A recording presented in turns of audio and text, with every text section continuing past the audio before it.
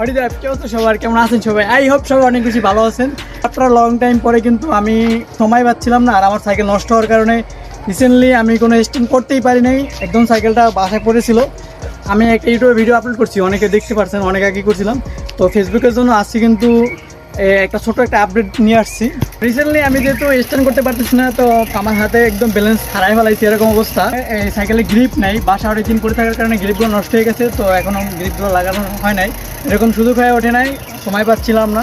তো ছোট একটা আপডেট নিয়ে আসছিলাম এশিয়ান এক্সপ্রেস পেজের জন্য। আর যারা যারা এই পেজে নতুন ভিডিও দেখতেছেন সবাই পেজটি সাবস্ক্রাইব করে দিবেন। সো ফাইনালি অনেক ধৈর্যের পরে কিন্তু আমি আমার পিছনের চাকাটা বিল করতে পারি। ইনশাআল্লাহ সবগুলো পার্ট আস্তে আস্তে বিল করে ফেলবো। ভিডিও ভালো লাগলে অবশ্যই লাইক কমেন্ট শেয়ার করে দিবেন, সেটা আর বলা লাগবে না আপনাদেরকে। তো এই পর্যন্তই থাকলো আজকের ভিডিওটা।